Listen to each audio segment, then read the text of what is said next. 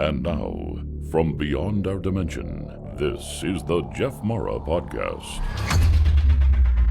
Here's Jeff. My guest is Dr. Courtney Brown, director and founder of the Farsight Institute, a nonprofit research and educational organization dedicated to the study of the phenomenon of non-local consciousness known as remote viewing. Courtney, thank you for joining me today and welcome. Jeff, it's a great honor to be here. Thanks for inviting me. Courtney, can we start with your background and how you got into remote viewing in the first place? Sure. My entry into remote viewing was really driven by my entry into UFOs, aliens, extraterrestrials, and things like that. And that started when my waking memories when I was born. That was the first thing I thought about that my whole life. And I have a long story about my own personal interactions, contact with extraterrestrials that I posted recently on our site. But the basic idea is, after I finished my PhD, my graduate work, I have a PhD in political science with a focus on mathematical modeling. And after I finished that, I went to Africa, where I was a college calculus teacher up through differential equations. I basically taught A-level maths, which is a British syllabus. And then I came back and I got my first jobs as an academic here in the United States, UCLA, and I used to teach in the summer at University of Michigan. And then I started teaching at Emory University in Atlanta. Well, after getting tenure at Emory, a bunch of synchronous things started to happening, but I became aware of the military unit that was being released onto the public, mostly into the New Age community, dealing with remote viewing. And so that was an interest of mine. I immediately went and started to learn the military forms of remote viewing, which are basically called CRV, or controlled remote viewing. And that resulted in my first book using remote viewing to study extraterrestrial life, and that was called Cosmic Voyage, and that was a bestseller in its day. And it's available still on my personal website, CourtneyBrown.com, but as a free PDF download. But that also started the long process of creating an institute, the Farsight Institute, where we studied the process. And I really I wasn't comfortable with the procedures that were used by the military. They were too unstructured for me. So we started to develop procedures that were derivative of those early military procedures. And they eventually became much more complicated, so complicated that we used pre-printed templates with our remote viewers. And then I eventually ended up writing a science book on remote viewing, the Science and Theory of Non-Physical Perception. And that went through a 5-year peer review process at a major university press. It didn't get published there, but it was a great peer review process where I got lots of feedback. The book became fatter, bigger, better. And we ended up publishing it differently, but it's still the major book in the science of remote viewing, in terms of how it works, why it can work, things like that. And then I continued to develop the Institute, and we decided to become more public. But YouTube was great in the beginning. We were YouTube partners. We enjoyed it, but there was limitations to what we could do with YouTube. So we decided to start up our own streaming service. And we did that. And we morphed from just being a nonprofit, which still exists, to being a movie company, a for-profit movie company. So we're essentially a remote viewing movie company that has a focus on extraterrestrial life. And that's our streaming service is totally equivalent to Hulu, Netflix, Paramount Plus. It's run by Vimeo. It's hosted by Vimeo, and It's totally on the par with all major streaming services, and that's Farsight Prime, one word, Farsight, Farsight, Prime, Prime.com. And that's where we put all of our content, all of our major projects. Well, as we continued to do more of these projects, we had to train our own people. We used to train people that used to come to us and they would pay tuitions and then we taught maybe a few hundred people that way. They all left. They all left by saying, this was the most amazing thing I've ever learned. Thank you so much. This was really great. You've changed my life. But they didn't stick with us because they weren't using it. They weren't doing it as a profession. They were doing it as a hobby, as a sort of just an interesting thing. And then they went off to do crop circling in London, or they went off to do having tea in Zurich or whatever. Anyway, then we decided to find our own people and not to have them pay us, but us to pay them. And we started to collect our own group of remote viewers who would use it as a profession, that they would actually stay with us like forever. And that's the group of people that we work with today. So my son is in that group, of course, but he wasn't one of those ones we had to discover. He saw me and grew up with me. But the others we actually found, and we picked them basically on whether they were really great in front of a camera, because we realized in order to change the planet, we had to get people that people wanted to look at. So we started to work with a lot of models who were fabulous, charismatic on the podium. They're mostly art models. They would pose and then artists would be around sketching and stuff like that. And I asked them if they would be interested in, learning remote viewing. They didn't know what it was about, but they were interested. And we did end up teaching them. Became really strong supporters of the whole thing. And they became the absolute best on the planet Earth. And I mean that. They are the best. But the reason they're the best is because they stuck with us. They're dedicated, and uh, this is their job. This is how they pay their rent. So they became full-time professional remote viewers. So they produce content that is not paralleled anywhere else. And we have a huge amount of content on farsightprime.com where people can see everything they do. Over 50 major movies, which is, remote viewing projects that we call mysteries. And then we have a regular monthly shows that we had sort of similar to TV shows that come out. We have a bunch of other things that come out as well. But that's the history of remote viewing. So we've segued from sort of a nonprofit that did some teaching and research to a movie business that really projects out. And we are now, without any ambiguity and now without any dispute, the largest public venue for remote viewing studies anywhere. There's nobody that comes even close. We're the only place where you can find full public projects using remote viewers who are highly trained and do all of their work under very defendable, totally blind conditions, meaning they are not told what the target is. They were just told, do this, and they get it from a text on my phone or an email saying, do a target. And that's all they're given. And then you get like 4 or 5 descriptions, all recorded live on video, where they really are great presenters of the results for that target. And it's amazing to see them describe the same thing each time. And that's what we do. Now, I want to say also we've segued this year. And the basic process that we do with Farsight is we spent the early years developing essentially a complete revision of history of humanity, meaning we have discovered that everything that's basically been said about everything going back thousands of years is just wrong. There's so much that's not correct, from how the dinosaurs were killed off to how all religions started to and a lot of it's all extraterrestrial involvement with this planet that goes back like forever. And what we discovered was we had to not deal with mainstream ideas with archaeology or mainstream ideas with regard to almost anything, we had to rewrite the entire history of humanity. And so we came up with over 50 major projects that essentially do that.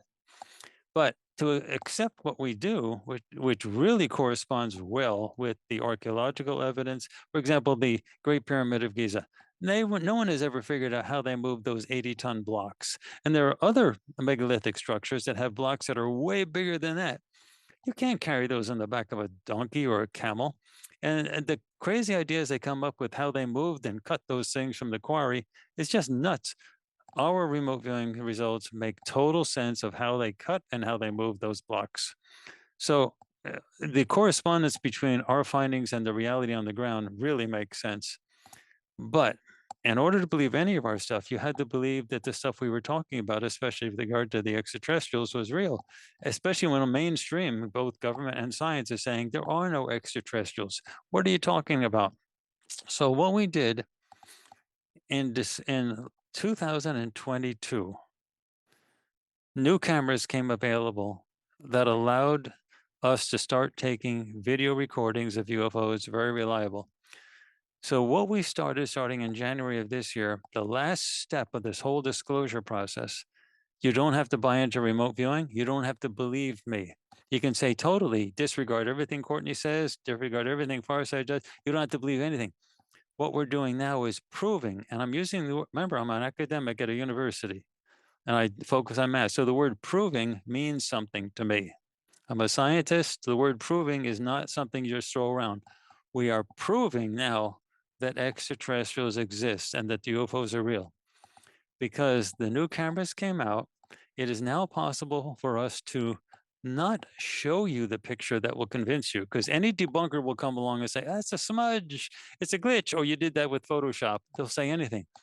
What we're doing now is we're teaching people how to take their own photographs, their own videos of UFOs. What we have found out is that the UFOs are absolutely omnipresent. You don't have to have a special photo that was taken in 1986 and you're a little fuzzy and you're trying to wonder, and the Congress needs to have a new congressional hearing on this thing, or maybe a military task force to study it. Nothing like that. In any 10-minute period during the middle of the day, right above your head, anywhere on the planet, there's 20 or so odd UFOs right there, right in front of you. You can't see them because they're using cloaking tech, and they travel at often over 20,000 miles an hour. You just simply can't catch them on video. But now they have cameras that can shoot in 4K, and the 4K is important, 4K at 120 frames per second in infrared. 4K, 120 frames a second, and infrared. That combination that just became available in 2022. January 2023, we finally started to use such cameras. We used the Panasonic Lumix GH6 cameras that have been converted to be able to be full spectrum, and then we put a filter on that allows us to pick the exact nanometer for infrared that we want. And that's when they're there. They're everywhere. A 10-minute video you'll see, and you see the ships, you see the shapes, you see them moving across the sky. And to give you an example, we are starting to post images on our, so people can see on our, really easy on their phones, because people have phones everywhere. On my Instagram site, which is Courtney Brown Farsight, COURTBROWN. No, I'm sorry, COURTNEY, Courtney Brown, like the color, and the word Farsight, FARSIGHT. And Instagram, we have a whole bunch of photos, of videos up there of these things. It's a small sample of the literally hundreds that we have, where we're posting them up as we go on every month, and you can see them, and you can see them clear as day. But and you can't shoot them at 30 frames a second or 24 or 25 frames a second, which is a normal video, because they go like 20,000 miles an hour. All you see is one dot. How do you know what that dot is? But if at 120 frames a second, you can see them move across the sky. And then you have to use infrared in order to actually see them, because they use cloaking tech. And you can't see them in visible light. They're totally invisible in visible light, but they're overwhelmingly present. So that's what we're doing. And that's the final stage. Once you accept that the UFOs are real, not because someone told you, they showed you a picture, but they showed you how to make the picture yourself. So once you convince yourself that the UFOs are real, it's a game over. It's a game over. Because then you say, well, then everything else is correct. The establishment, the government, the media, they've all been lying to us for how many decades? So then the remote viewing stuff becomes very real because we're showing them how to prove to themselves without being told by anybody else. They did it with their own cameras, they process it on their own computers, and they see it. That's what we're doing now. So it's the process of making that disclosure happen. That's amazing. If we go back to your son that you mentioned, who works with you, you contacted him pre-birth. Can you tell us about that? Yeah, we just released a video. This was coming. See, the disclosure process is coming. And I had to describe my own contact, my own experiences with extraterrestrials now because the disclosure process is so close. So we just put up a video you can see it on our website, on YouTube at Farsight. Farsight is the name of our YouTube channel, so it's up there. It's my own personal background, but it's also on farsightprime.com. But this one was so important that we decided to release it full on both YouTube and Farsight Prime. And you can introduce yourself only once to people.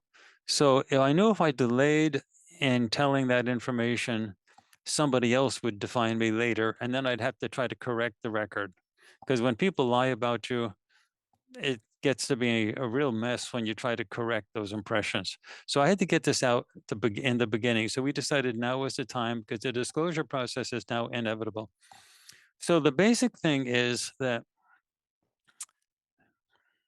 when I was around, when I was young, 8, 9 years old, I was always fixated on extraterrestrials.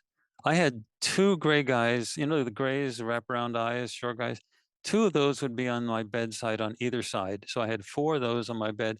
And they weren't things that I had to drag up in memory and hypnosis. They were just there. I saw them and they would be there, you know, many, many, many nights. And I just didn't know what that was all about, but they were there and I just grew up that way. I had a whole history of contact with extraterrestrials that I'm not going to go into now.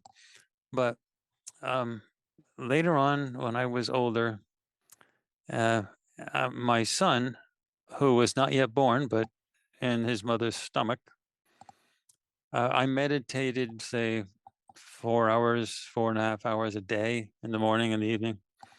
He would visit, and he would visit, and I can.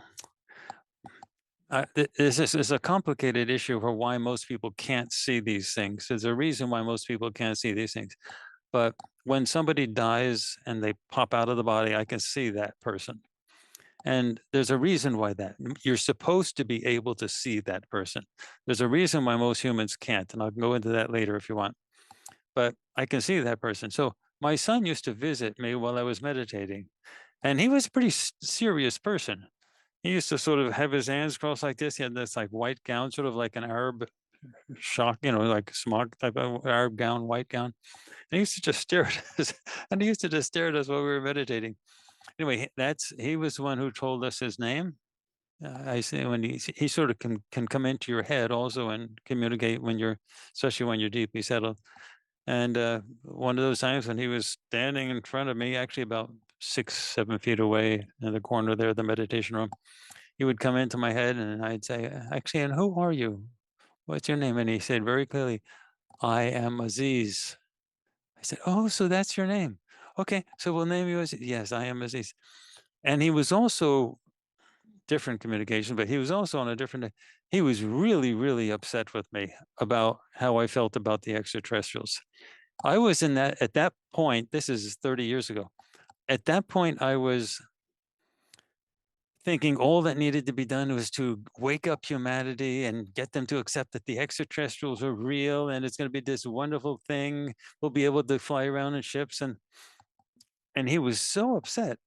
It was so upset. You know, take a ping pong ball and go into a small closet with no clothes in it and smack that ping pong ball as hard as you can. So it rattles all around. That was him in my head. He was so upset. He was having a temper tantrum. You don't remember why you're here. You're so stupid. What, the whole thing. I said, now look, if you're going to be my son, you got to be respectful. You can't do things like that. Anyway, but after he was born, he was as telepathic as I was. Everyone is supposed to be telepathic and being able to see people that you normally can't see. Like someone when they die in the ISB part, we don't use the word soul or spirit. We use the word ISB, someone who is simply for the purpose of being. And the ISB part, you can't kill a person. It's impossible to kill a person. You can trap them, you can confuse them, you can do all sorts of things with them, but you can't kill them. So the ISB part of us is supposed to be telepathic, and there's a reason why most everybody on the planet can't do that. I'll explain that if you want later. But my son was clearly telepathic, and for example, and there's a story I put in the video that's very humorous. I don't know, you might want to hear. Is I was up at the University of Michigan teaching my nonlinear mathematics course, and I just went to one of the porn shops on downtown Ann Arbor, where in the old days they used to sell magazines, like Hustler and Playboy. They used to have naked pictures inside them. But I went into the porn shop and I bought some porn. I was going to show it to my wife and get ideas about things to do. Anyway, they put it in a brown paper bag, and I took it and I wrapped it in the brown. I kept it in the bag and I stuck it in the apartment we were in. And at nighttime, I hadn't taken it out of the bag yet. And at nighttime, my son's mother decided, Aziz, it's time to go to bed. We're going to take you to bed. So they were walking up the steps, but he was hesitant and he looked back at me and then he looked up at his mother and said, "But Mommy, Daddy's looking at pictures of naked ladies." And she just grabbed him. So like, there was a zillion other examples, but that was sort of funny. So so my son and I sort of grew up with Farsight, and we both evolved and figured out.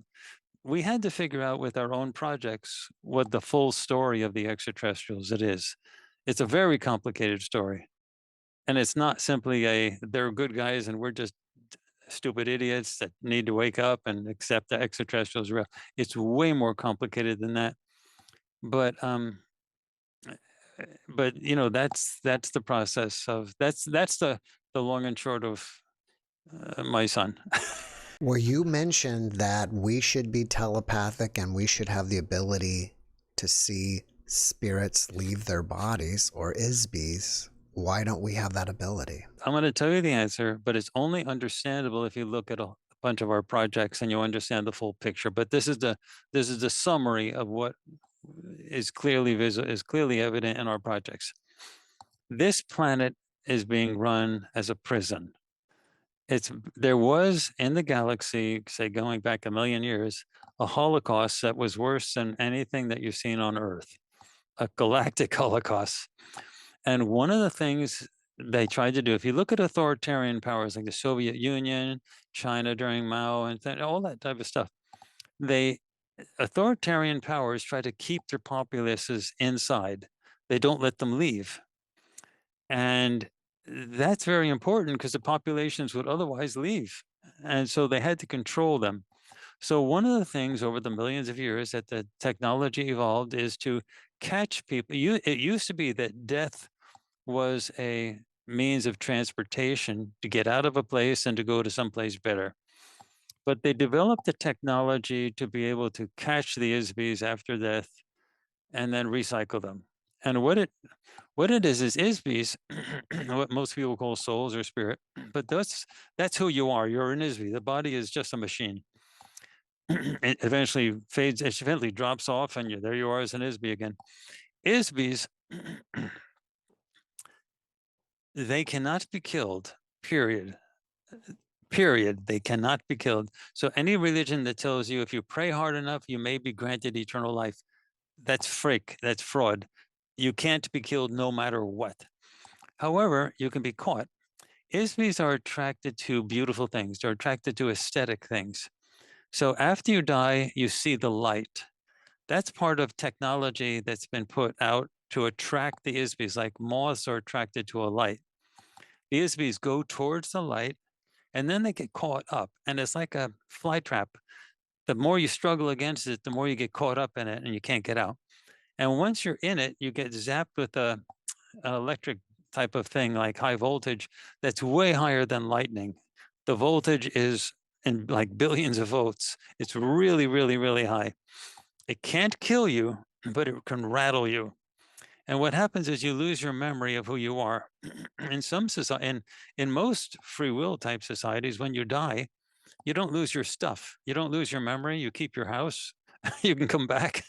You don't have to, like, here in this world, you die and then vultures come and take all of your stuff. You have to put a will out to know who's going to get it. In other places, you don't lose your stuff. So what happens is the ISBs get rattled. They lose their memory.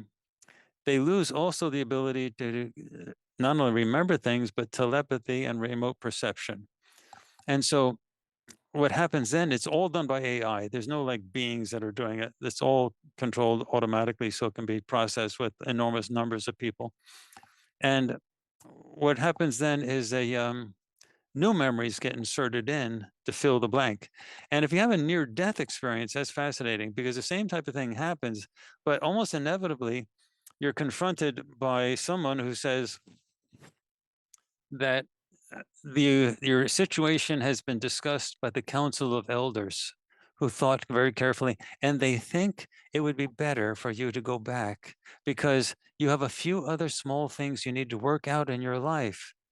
And then you think about it, oh my gosh, these very kind Council of Elders think I have a few more things. Yes, there must be a few more things. And then they go into recycling back into the body, and the near-death experience is over. Well, first of all, there is no Council of Elders. It's all done by AI. Second of all, you don't need another lifetime. It's impossible to kill you. So you've been around for millions of lives in the first place. What is one more lifetime going to do? It's nothing. It has nothing to do with anything. What it is, it's a recycling program to get the people to come back in. So as it is now, this used to be really extreme back in the old Egypt pyramid days when we found out there's a group of authoritarian type ETs. They used to run everything back in the Egyptian pyramid days, and everybody was a slave who worked with rocks. That's their ideal situation of a prison. There was a military confrontation back then. It sort of knocked them out of power in terms of being overt, so they had to do it more covertly, but they still are dominant on the planet. But they can't run it like they did back in the old Egyptian slave pyramid building days. So those beings have, long story made short, they have agreements with the US government and a few other governments, including the Israeli government, as described by Hayim Ashed, former commander of the Israeli Space Directorate, not in dispute. Yes, the agreements were signed, and the ETs work in bases underground. The governments were tricked into signing those agreements. That's another project that we did called Operation High Jump. But the governments were tricked into signing those agreements with a group of extraterrestrials. There are two different groups. We call them the reptilians and the Orions. They're normally competitors, but they're allies of convenience right now on the planet. And they operate in bases underground. And there's another group of ETs which are dominant in the solar system temporarily and more powerful, but the oppressive authoritarian ETs are dominant on Earth. And we're heading towards a crisis where new agreements have to be formed, and the oppressive extraterrestrials are going to offer to fix the crisis if they sign new agreements. The free will ETs obey these free will agreements completely, almost fanatically, and they will leave the system at that point, and there'll be nothing stopping the extraterrestrials that are oppressive, authoritarian types from doing anything they want. But right now they have a few checks because the free will ETs, It's a struggle now, like a war going between the free will ETs and the authoritarian ETs. But right now, the dominant ones are the authoritarian ones on the planet Earth.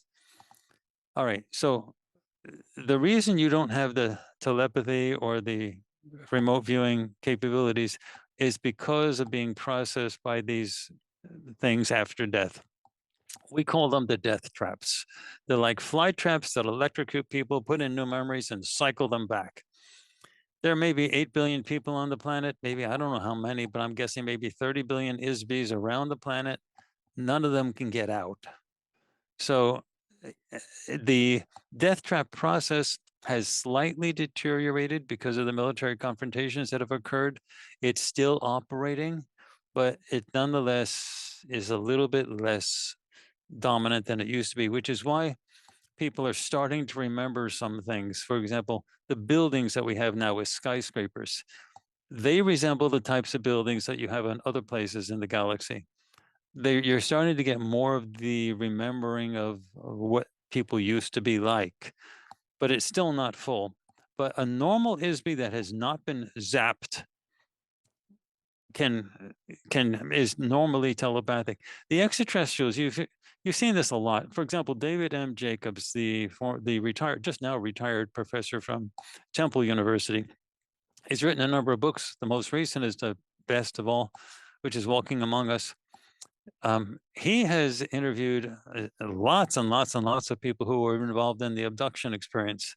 And one of the clear things that come across is they don't use words like speaking like we do. They don't speak English. Well, they can be taught English and they can speak English when it's necessary. But the extraterrestrials dominantly use telepathy simply to communicate. Whether they're flying a ship and they're being told what to do, orders, it's telepathic communication.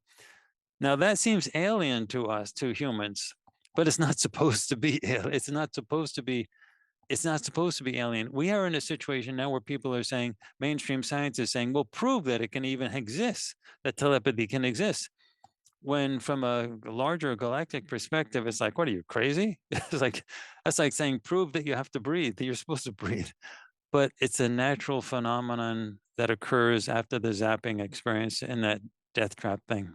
And it apparently lasts for some lifetimes. It doesn't fade. What is their benefit of trapping us here? Oh, it's very clear. There's two things that go on. In the sort of holocaust of the galaxy that took place, and again, all of this is spelled out of all the major projects that we've done. But the one thing is, there are a lot of situations where they had to get rid of people all over the galaxy, and they needed a prison, and this was a convenient place to put them. You can't kill an ISB, but if you can banish them to a prison where they're locked up, you get rid of them. Now, the people that they banish are, first of all, let's talk about the bad ones. They banish anyone who's like a pervert, anyone who's got a criminal history, things like that. That's why you see so many bad things happening on Earth, why you see so many school shootings and other stupid things that happen, terrible atrocities and things like that. Those people have been banned elsewhere and thrown here, and they act the same way. Their personalities are the same, so they do bad things here. But also, in these societies, which are like 1,000,000 years old, they've invented everything that can be invented. And when some creative person, inventor, comes along and says, no, I want to do something new, do everything, it ends up irritating those people. Remember Socrates was put to death in Greek just because he asked questions down at the marketplace. So, people get upset whenever someone tries to do new stuff. So what you have here on this planet is the highest concentration of artists, inventors, creatives, geniuses anywhere in the galaxy. They irritate people out there because they're always trying to shake things up, and these places don't want to be shaken up. So you get an enormous amount of people there coming here because of that. The other reason is this place used to be, a few thousand years ago, it used to be a place of refuge for refugees from the places that were controlled by the authoritarian ETs. So when they had bad situations and people were trying to escape, they had the same death trap type of processes there. But in some of them, some places they found a way to escape.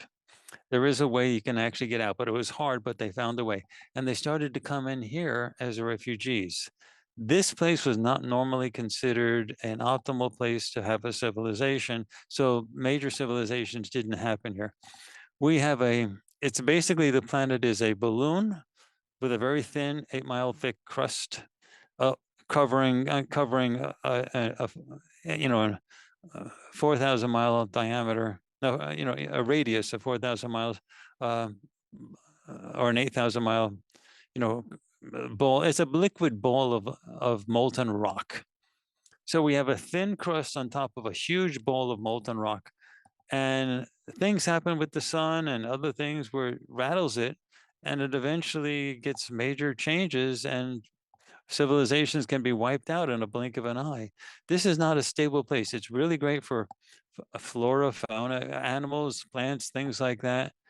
But for people to live for 1 million years in a stable geological environment, this is not so great. But for refugees trying to flee someplace, this was a perfect place. So a lot of them came here for that reason. Then the authorities and the authoritarian regimes found out about it, and they came here and they said, well, if they're already here, let's just lock it up. And that's where the death traps got installed around the planet to lock it up, so that now that they're here, let's keep them here. And then it became known that this was a place where people couldn't get out. So other places started to throw their perverts and deviants here as well, just a way to get rid of them. Remember, you cannot kill an ISB. So if you want to get rid of them from your society, you got to get them out and suck someplace else. So that's where that's where we are right now, where we have an interesting population from the best to the worst, but a huge concentration of geniuses and artists and inventors and stuff like that. So if the disclosure happens, we could then harness that intellectual power to start figuring out how to disable and dismantle the death traps. But you have to have disclosure. But once you do that, that can be a topic. And we have the brain power to try to figure out how to do that. It's apparently across the entire galaxy very difficult to disable those death trap things. They're very well constructed. You mentioned a crisis is coming soon. Can you talk more about that? Yeah, you see it building. You see the things happening. You can sort of see things happening in various countries. China, President Xi is getting older, and you can see that they're getting more and more overt about talking about getting Taiwan back. Actually, they never actually had it. It was always an independent. It was always an island that mainland never governed. But nonetheless, they consider it part of China, and they want to have it back. And that's ratcheting up. Now, Japan and Korea, they take these things very seriously.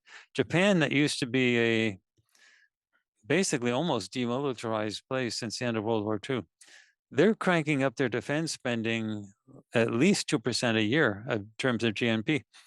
And in just a few years, and I'm talking maybe 3 or 4, it will be the second or third largest military on the planet Earth.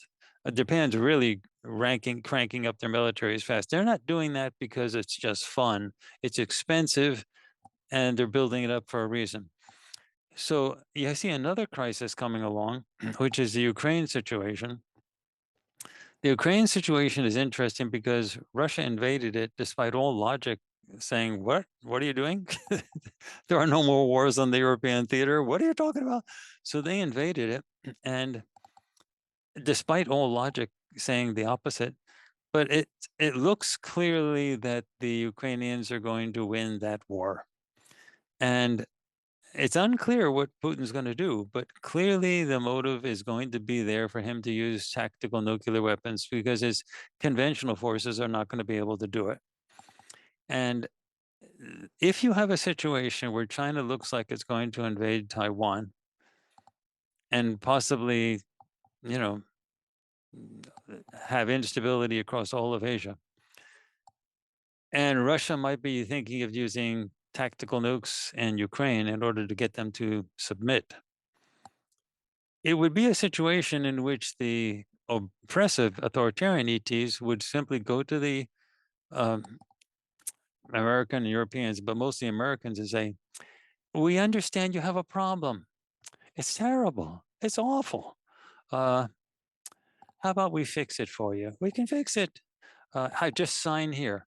And what they want is another agreement giving them extended free will treatment agreement to stay on the planet Earth and to continue their operations in secret. And that's what happened after Operation High Jump in Antarctica after World War II. The reptilians had supported a Nazi base. And what happened is the Americans and the Allies beat Germany in the European theater. Then they discovered there was one Nazi base left. It was in Antarctica. So they sent Admiral Byrd plus a flotilla, an aircraft carrier. An aircraft carrier never travels alone. It always has 13 ships. That includes a repair ship, destroyers, submarine, a whole flotilla, plus tons of aircraft. It went with over 5,000 fully armed troops, 13 ships, aircraft carrier, planes, everything, down to Antarctica immediately after the conclusion of the European theater for the World War II. And the American government said, they're going down to do a reconnaissance mission to see if we can find a place to put a landing field. What? You send one boat in order to do that, or maybe an aircraft. You don't send a flotilla fully armed to the teeth. Anyway, what happened was they got their ass bit. They were just beat. They got crushed. They had a whole bunch of, they thought they were going to go down and have a Nazi base that they were going to clean up. And that'd be the last of the Nazis. But they had a whole bunch of UFOs that came out and just hit all the aircraft, the American aircraft, and they had to retreat. Now, the Americans thought that the Nazis were actually flying the UFOs. They weren't. The Nazis were on the base, but they were not skilled to fly those things. They had other people, extraterrestrials, who looked very Aryan, for that matter, but they were the ones who were actually flying the UFOs. The Americans thought they were Nazis. They didn't understand the extraterrestrial stuff at all. And then when Admiral Byrd came back, he actually mentioned it in an interview he had in Chile. But when he came back to the United States, they apparently did a buzz of the White House, and the Americans were totally rattled. They were saying these UFOs, Nazis could knock out the entire U.S. military in like half an hour. We had to do something. At that point, the reptilians and the Orions, they came and they made an agreement with the American government. Where they said, basically, we understand you have a problem. Nazis in Antarctica sounds terrible. Hey, we'll take care of it for you. Just sign here. So they signed the agreements, and sure enough, they took care of it. They took the Nazis off planet. There's no Nazis down there in Antarctica now. And so that's how they got the current agreements. The new agreements would be because of this new thing that's brewing. And that's going to be very interesting to see how that pans out. I've been very vocal about urging the U.S. military to not let that happen. Do not let those agreements be signed. If the Americans and Europeans sign those agreements allowing the current oppressive extraterrestrials to continue operating here on Earth, the free will ETs are going to leave the system. They're going to leave. And then we're at the mercy of just dealing with there'll be no checks on what the oppressive extraterrestrials can do. So anyway, that's the situation that we're heading towards. We're heading towards a repeat of what happened after Operation High Jump. So many things to talk about. You've covered so much stuff. I'm kind of trying to decide, where do I want to go next? Well, let me say this then. All of this could be dismissed if there are no extraterrestrials. That's why the new thing that we're doing at Farsight is so important, proving that extraterrestrials exist and the aliens are there. When you see that it's not just one or two ships caught in some year, but over their head at any time of the day, like 20 ships at any moment over your head, they're just omnipresent everywhere. When you see that by taking your own video recordings, after we show you how it's done, what kind of camera you use, and how you process the film, how you process the footage, then it's a game changer. Then you say, oh my gosh, they're all over the place. And they're trying to keep themselves hidden. So obviously they're oppressing, because if they wanted to let us know that they exist, if they were encouraging disclosure, they would just be visible in visible light. but they're obviously trying to keep themselves hidden. And it's not like they just have one or two ships. They have a zillion of those ships right above our heads. So once you realize that's real and you've proven it to yourself by taking your own video recordings, then everything else becomes okay, very credible. Are you saying that you can take a camera and point it in any direction in the sky and you will record ships? Let me say that we normally shoot our videos straight up, meaning we have multiple cameras at the same time, and we capture these things on more than one camera, and we usually have our cameras pointed straight up in the sky. So, and the reason we do that is because it's easier for us to estimate speed and direction when we have our cameras set so the top of the camera is heading north, and everything is straight up, then we get a panorama of the sky. But yes, the answer is yes. You can do that at any time. Like right now, you're in San Antonio, correct? Yes. If you had the proper camera, you could go out right now in the middle of the day, put it on a tripod, shoot 10 minutes of video at any time of the day. But it has to be during the day because we're using infrared, and there is no infrared at nighttime. So it has to be during the day when there is infrared. A properly configured camera, point it straight up. Don't shoot more than 10 minutes, and take it down at your computer and process it the way we tell you how to process it, and you'll see them right over your head. Not one, not two. You'll see you'll see so many things. You'll be saying, "What do I do next?" Some of them will be small white dots moving around in irregular patterns and things like that. Others will be really close. Others will swoop down, and you'll see the different shapes. You'll see everything, and it's amazing at what you see within 10 minutes. The reason we say don't shoot more than 10 minutes is because you have to process the film by slowing it down. And you have to look at it. You're shooting at 120 frames a second. So you got to watch at 120 frames a second. So it takes quite a while, a few hours to look through 10 minutes of footage. Because what happens is you're seeing these things. If you play it back in real time, what you'll see is, something happened. What was that? And you stop it and you go back and then you expand it so it goes real slow and you're looking at 120 frames per second, real slow, and you'll see it. Whoosh, it'll fly across. That's how they're going over 20,000 miles an hour in the atmosphere, but you see them clear as day, the shapes, everything. Yeah. So the answer to the question, long answer, but the answer is yes. I'm surprised at even 120 frames per second, you're still capturing them.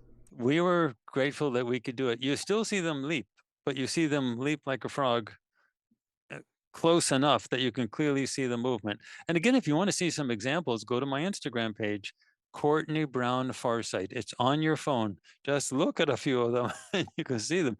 We have pictures of UFOs flying right past jets, like coming out of Atlanta Hartsfield Airport, and where the jets are obviously moving really slow and the UFO is like whoosh, rushing past it, but you see it clear as day. And it's a cigar-shaped UFO. It's not even close to being ambiguous. Some of them we see really big, and some of them you see more small. Some of them are little dots, white dots flying around. But it's like they're there all the time. The answer to your question is yes. So once you prove to yourself that the extraterrestrials are real and you realize they're trying to hide themselves, then you say, well, then this is an oppressive system.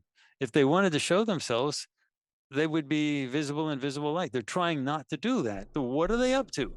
And then the whole idea of the oppressive side of it becomes clear. And the whole idea of not trying to discover are ETs real. What you're trying to discover is the magnitude of the repression that is being orchestrated by the authorities. That means the oppressive extraterrestrials have the political authorities and the media, the mainstream corporate stuff in their pocket.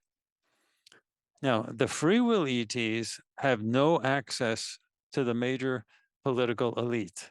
That's one you should understand. The major political elite are all bought off by either bought off through bribery or threats or mental manipulation, but they're in the pocket of the authoritarian regimes, authoritarian extraterrestrials, which dominate on the planet. And if you say, how can you say that? Take your camera out, capture the videos yourself. You'll see hundreds of them right above your head in a short amount of time. Then you'll say, okay, well, they really are there. Then now it's impossible for you to tell me that the US government doesn't know about this. We got cameras that could take these videos in 2022. You can't tell me that the military didn't have specialized cameras going back at decades, but that's when we got these. Now, we couldn't do that part of it until 2022. We started after we had to get the money to buy the cameras and get everything set up. So we started in January 2023. Okay. Panasonic Lumix GH6s converted to full spectrum with infrared filters on them, shot at 120 frames in 4K. Now, why the 4K is important, if you shoot at 1080p, which is normal resolution for people to watch things on, you can't zoom in. So in post, you can't zoom in when you're editing the footage. So you need 4K in order to be able to get closer to them, to zoom in, to make sure you see their shapes and to make sure they don't have wings. All bugs have wings. So you want to make sure it's not a bug. You want to make sure it's a aircraft or some type of spacecraft. So you have to zoom in. That's why the 4K is important. 4K means you're using a lot of the sensor. Recording 4K at 120 frames a second, that's hard because you have to write that down. It's easy to record 120 frames a second. I mean, it's easy to record 120 frames a second if you're shooting 1080p, which is just a small, not much information. But 4K is 4 times the size of that. And so we had to wait till consumer grade, semi-professional or professional grade cameras came out that could do that at 120 frames a second. And it just happened last year. So that's why we are doing this part of the disclosure process now. Again, we're not trying to show you the picture that will convince you. We're showing you how to take the picture that will convince you. 10 minutes of video, 4K at 120 frames per second has to be massive file sizes. They got to be huge files. So you probably got to have a pretty powerful computer to even work on that. Yeah, we use a pretty powerful computer. Although we bought a recent laptop. I'm traveling around the country, starting to travel around the world, actually, showing people how to do this in presentations. And I hope to be giving a presentation this summer at a major university. So I have a laptop that's specially configured. It just came out. It's a Hewlett Packard's absolute best laptop.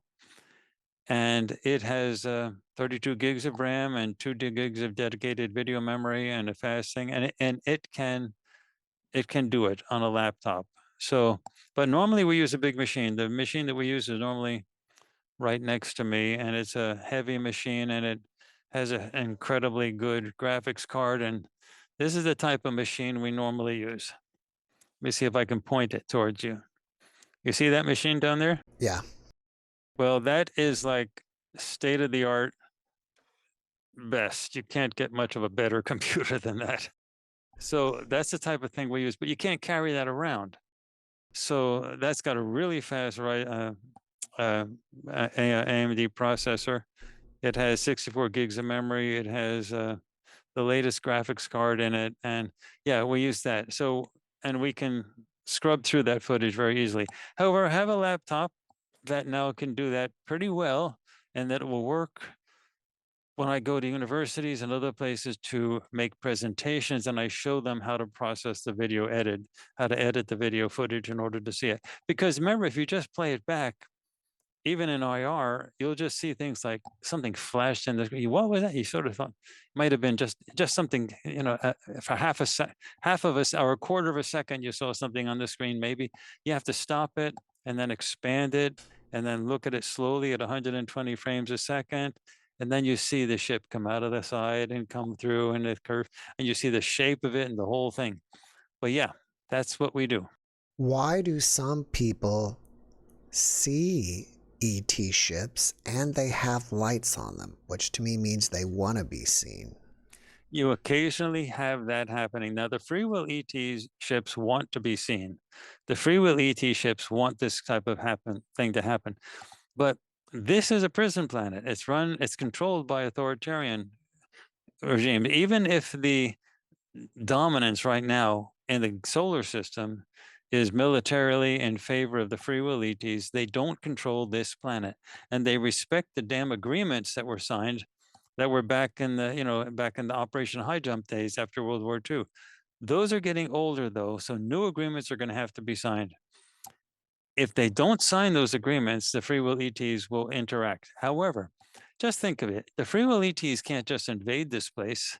If they invaded this place, it would be like the US and the European allies invading China or Russia. What would happen? The populations of China and Russia, they would demand that the governments defend them. They would say, no, this is terrible. So if the free will ETs came in here and said, we're freeing you from the oppressors, it would backfire.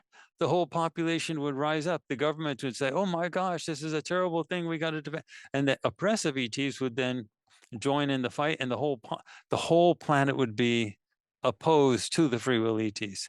So you couldn't just invade them and say, we're trying to free you from the oppressors. It won't work. You have to have a revolution from below where they demand the intervention of the free will ETs. And then the oppressive ETs are caught in the middle. And then they would leave. Mind you, if there was a total collapse of the oppressive ETs, they wouldn't mind destroying the entire planet because the death traps are still operating. They would just collect everybody and take them somewhere else, start all over again. So in order to get everybody free, you had to have a revolution from below to force the disclosure process to actually happen.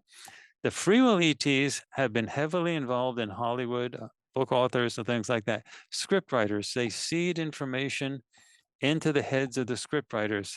Now they believe in free will, so the scriptwriters don't have to accept the information, but they wake up in the morning and say, that's a great idea. And then you get a new movie of Star Wars. You get a new movie, The Matrix comes out with the whole idea of a population that doesn't even know it's being mentally controlled, but it's controlled.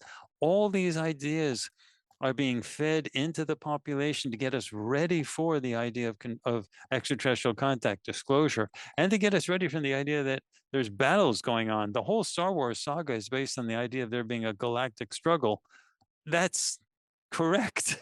There has been a galactic struggle. It's sort of calmed down now. It's not like as active as it used to be, but this is the leftover, and this is a prison of that leftover struggle. The trouble is the free will ETs have a huge number of friends and relatives that are on the planet. That's of the billions that are here, a lot of them came out of the free will areas, and they want to get them back. That's why the free will ETs are investing so much. The other thing is that this planet, with all these ISBs, you can't do anything in the galaxy without an ISB animating it. You need them for military forces, mercenary forces. You need them for prostitution. You need them for trafficking of all types. These authoritarian regimes need ISBs in order to expand. You got billions of ISBs stuck here. This is a resource that can rock the galaxy. It's really important. And the free will ETs don't want to have that happen. So getting this place dissolved and freeing these people is important, but you have to have the revolution from below. So this whole idea of us having remote viewing projects to sort of rewrite the history of humanity, and then the final stage is proving to everybody that the extraterrestrials are real, that they exist, by showing you how to take the video recordings yourself. That's the final stage for triggering this disclosure. When it happens, it will happen fast. Now, the free will, let me just add also that the free will ETs have tried in the past to free the planet. They did it by having all major religions result from free will, from some intervention from extraterrestrials. They had situations where ideas were being seeded into the planet. And then the idea would be that those ideas would percolate into civilizations for a few hundred years and change the populations from below, and that would produce a better population, and you could get them to throw off the oppressive ETs and things like that. It didn't work. Every single time it doesn't work. You had the Greek and Roman gods, which were set up by the oppressive extraterrestrials, who were real people. Those people were like Zeus. He was a prison warden who was a serial rapist. the guy was real, and he flew around in his chariot, which was an ET ship. But he should be in prison. He's not somebody to worship. All of those Greek and Roman gods were existing, but then when the ideas, the sort of the Christian ideas, came about of saying, love is the thing that drives the universe, forgive, and all that stuff, that was disruptive to the idea of hierarchical control, and so that had to be corrupted later, and you got all the Greek and Roman gods got transformed into saints out of the Catholic Church. And so you had a saint for everything that the Greek and Roman gods used to do. And you got that transformation into that. And then the whole messages got messed up. So things that happen slow, they found out just don't work. They have worked sometimes in the past on other planets, but they don't work here. So the difference now is we're trying to trigger it so that the disclosure happens quickly. And if it happens quickly, then the oppressive extraterrestrials won't be able to control the situation like they can if they have a few centuries to work on it. That's why we're gearing up for this. Anyway, that's where we are now. Well, I guess it's a difficult situation because you would like all the geniuses and artists to get out, but do you really want the bad ones to get out? That's a good question. I don't know how we're going to answer that one. I'm not going to be involved in that decision-making process, but it's a good question. There are lots of perverts, bad people, murderers. Yeah, you can't kill an ISB. So if they do bad things in other places, they want to get rid of them. You can't kill them. So throwing them into a place like this is awfully convenient. I've even heard that they might have some people from another galaxy that they threw some of their prisoners here because it's sufficiently far away that if they ever did get out, they wouldn't get back to that galaxy. That's not a major thing. Apparently it's a rather minor, but nonetheless, it's happened. Banish them to a place where they can't get out and make it far away. So this planet is sort of not in the center of the galaxy. It's sort of far to the side. It's 2/3 out. So it's a convenient place to throw people and then put them in a prison and then walk away. So, yeah, you have to deal with those people as well. I want to go back to the beginning. You said a couple things, and I want to get your input on them before we finish up here. You were talking about the pyramids. How were they built? That is our project, the Great Pyramids of Giza. They were built with ET tech. They had ETs there, but they were behind the scenes. They weren't like up in front of everybody, but they had them there, and they usually work through human proxies. But the technology that was used was coordinated with the people that were used to do it. So they had the regular slaves, the human slaves, but they also had workers that looked like artificial. They weren't artificial beings, but they were genetically engineered beings that had very limited mental capabilities. They weren't going to revolt, that type of things. They don't exist now, but they did exist back then. They were designed to do a lot of the mining. The mining was under extremely adverse conditions. The smoke and everything that came out was terrible. They cut the rocks with something that you might consider similar to a laser. Whether it was a laser or not, it was a light beam, and they cut the rocks that way. That's how they got those perfect cuts that go, 8 feet, 80-ton blocks that go like 20 feet. The line is absolutely perfect. You can't even stick a hair between the rocks in the Great Pyramid. They perfectly match up. The lines are perfect. So they used light they had these light cutters. That's how they cut them.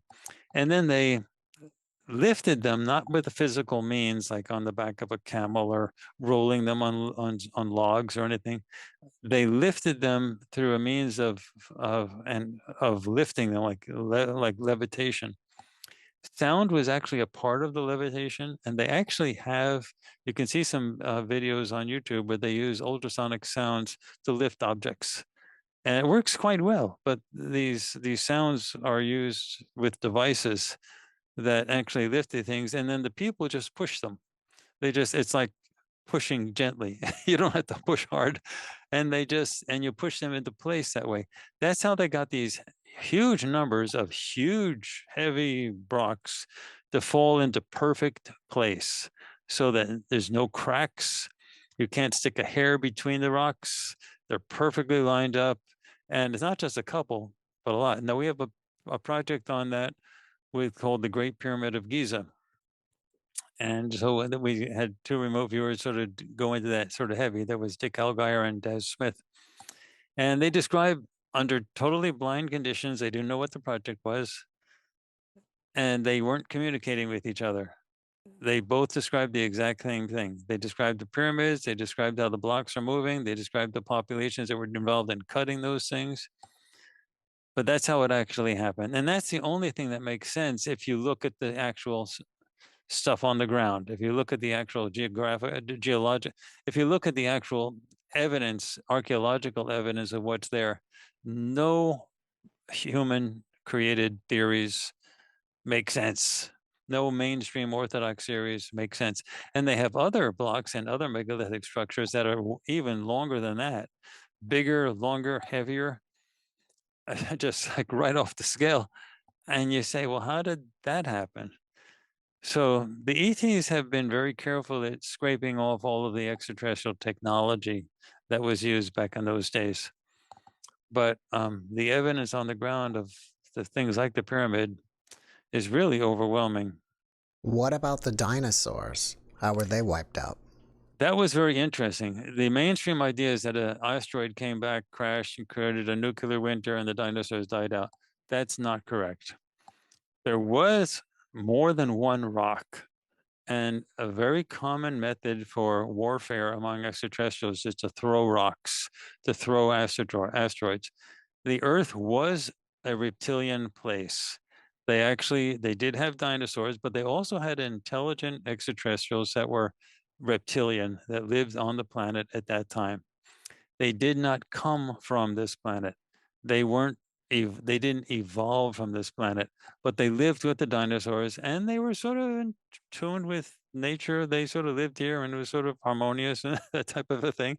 But the reptilians ran the place, and they had sentient thinking, stand upright type of reptilians along with the rest of the dinosaurs. A group of human looking guys in ships, same type of ET ships you see up there now, they came in and they really wanted the battle had happened in the galaxy already. It extended here. They wanted the reptilians out of the solar system. There's been a nonstop confrontation between the reptilians and the humanoid types. And their first weapon was to gather a bunch of rocks, big rocks like asteroids, just like the mainstream said. But they didn't randomly hit the planet. They were thrown at the planet. The ET ships took the rocks and threw them. And that caused this huge nuclear winter. The reptilians that were space alien reptilians that were on the planet tried to get out in their own ships at that time. And the humanoid ships that were around the surface shot them down as they were trying to escape. So it was a classic situation where you could authentically say it looked like genocide. The idea was to wipe out all reptilian life on the planet, let mammalian life come out, and then to seed the planet with human type people. And that's because of a struggle, a wartime struggle that had been happening for a long time between reptilians and human types. I say humanoid type because they often look like us, but they're clearly not reptilian. And so that's how it ended. So the mainstream is sort of correct. Rocks were involved in crashing. What they don't get is that there was more than one rock, and B, they don't get the idea that there were ET ships surrounding the planet that were shooting down the extraterrestrial reptilians that were trying to escape at that time. Well, you've given us a ton of fascinating information that me and probably the audience are going to have to digest all this. If people want to find out more about this, do they go to your website or your YouTube channel?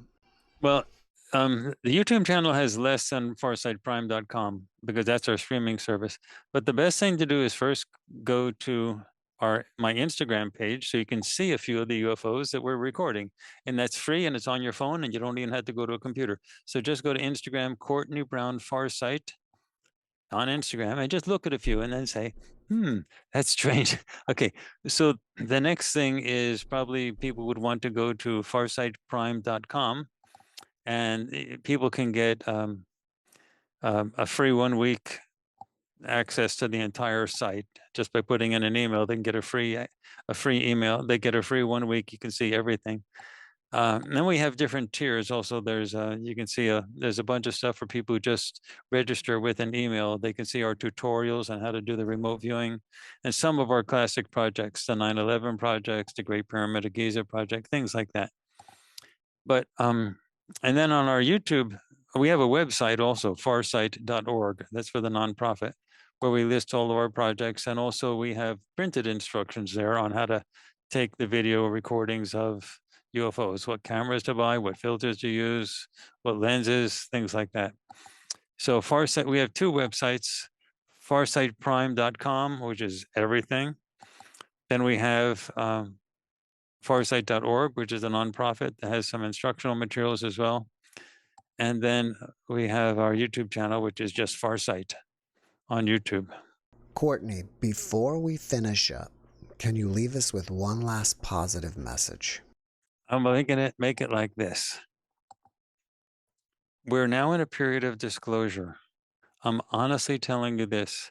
We don't know how it'll turn out. It could go either way. But never before in the history of humanity have you had so many resources pumped into this system on the free will side ever. I don't know how it will turn out. Both sides think they can win. I'm clearly aligned with the side of the free will ones. But now is the greatest possible time of opportunity for the freedom of the entire humanity.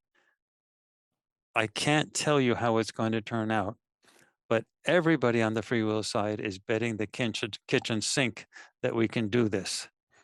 If we don't do it, we'd have to withdraw and go to another place in time and space and try again. But never before has such a major investment happened to make this thing happen, to make this thing real. So I can't tell you the outcome of the story, but I can tell you that we wouldn't be investing all of this if we didn't think it was really possible to do. But all of your viewers have to understand they have a responsibility too. They have to participate in their own emancipation. Step number one, prove to yourself that what I said is correct by starting with proving to yourself that the extraterrestrials are real. And then you'll know that the government's been lying. You know that the media's been lying. You'll know the truth. Prove it beyond any shadow of a doubt by looking at the pictures yourself. Secondly, start filling in the rest of the story. You're supposed to be telepathic. The whole galaxy works with people who are telepathic and who can do remote perception. Don't fuzz out with the idea that telepathy is weird. That's supposed to be normal for everybody. To get your skills back, to get your abilities back, to be able to do that is possible. But don't dismiss it as impossible just because it doesn't happen automatically. It doesn't happen automatically for a reason. Nobody can kill you. It's impossible for anyone to kill you. You do not have to be granted eternal life.